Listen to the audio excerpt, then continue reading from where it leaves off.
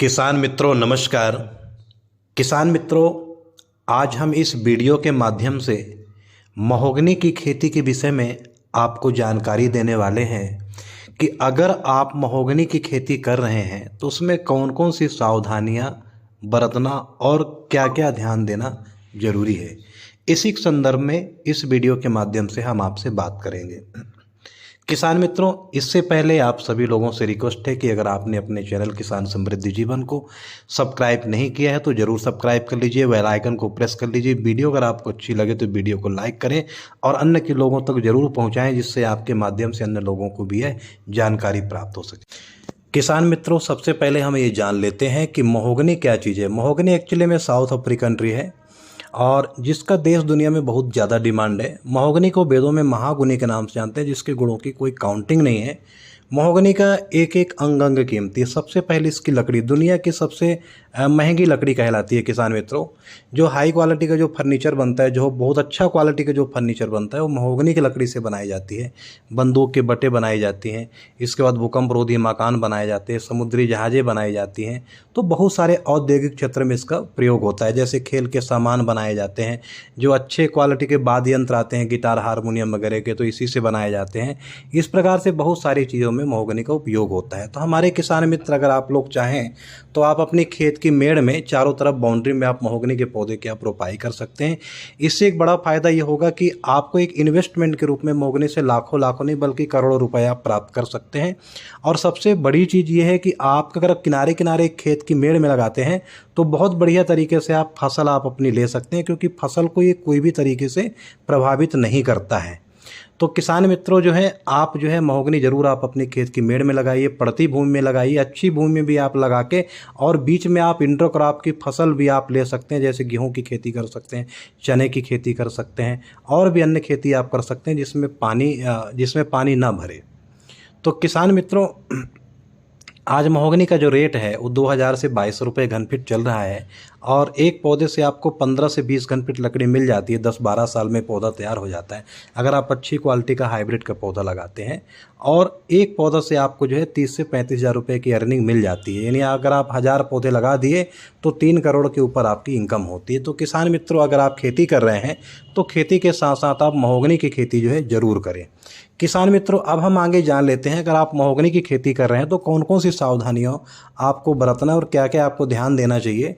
सबसे पहले तो किसान मित्रों, जब आप महोगनी का पौधा लेते हैं तो अच्छे रजिस्टर्ड कंपनी से आप पौधा लीजिए, हाई क्वालिटी का आप पौधा लीजिए। जैसे हमारी कंपनी है ग्रोफास्ट ऑर्गेनिक डायमंड प्राइवेट लिमिटेड, बहुत बढ़िया आपको हाई क्वालिटी का आपको जो है पौधा देगी, जेनेटिक सुपीरियर प्लांट सेटेनिया D5। तो अगर आप पौधे लेते हैं कहीं से भी, अगर आप लेते हैं तो अच्छे क्वालिटी के पौधे का आप चयन करिए, बेस्ट क्वालिटी का। किसान मित्रों, दूसरा चीज़ आपको ये ध्यान देना है कि जब आप पौधे लगाते हैं तो पौधा आप ऐसे जगह पर लगाइए जहाँ की पानी न रुकता हो, क्योंकि पानी लगने से जो है पौधा खराब हो जाता है बाद में। तो आप ऐसे जगह का आप चुनाव करिए जहाँ की पानी ना रुके, जिससे क्या है कि आपका पौधा ग्रोथ अच्छा करेगा, विकास अच्छा करेगा, वो पौधा डैमेज नहीं होगा। यह कि अगर आपकी जैसे ज़मीन में पानी अगर आपको भरता है खेत में, अगर आपकी मेड़ है खाली चारों तरफ और मेड़ थोड़ी सी ऊंची है, तो मेड़ के चारों तरफ किनारे किनारे भी आप बाउंड्री में आप पौधे को लगा सकते हैं। इससे आपको कोई दिक्कत कोई तकलीफ नहीं होने वाली है। किसान मित्रों, अब आपको तीसरा चीज़ आपको ध्यान देना है कि जब आप पौधे की रोपाई करते हैं तो आपको गड्ढे, जो आपका गड्ढा है तो गड्ढा में आप जो है क्लोरोफायरीफास पाउडर जो है आप डालिए, या कि फोरेट वगैरह डाल के दीमक वगैरह के बचाव के लिए, कीड़े वगैरह को बचाव के लिए आप ये चीज़ आप डाल के पौधे को लगा सकते हैं। किसान मित्रों, चौथा चीज़ आपको ध्यान देना है कि जब आप पौधे लगाते हैं महोगनी का, तो जो पॉलीथीन रहती है तो पॉलीथीन के नीचे का हिस्सा आपको काटना है। पूरी पॉलीथीन काट के अलग नहीं करना है। अगर आप पॉलीथीन पूरी काट के अलग कर देते हैं तो मिट्टी क्या होती है, जड़ को छोड़ देती है, जिससे पौधे का विकास रुक जाता है, यह कि डैमेज होने की संभावना जो है ज़्यादा रहती है। तो आपको केवल नीचे से आपको कटिंग करके, हल्का ब्लेड मार के नीचे से कटिंग करके, जिससे कि जड़ उसकी नीचे गहराई तक चली जाए।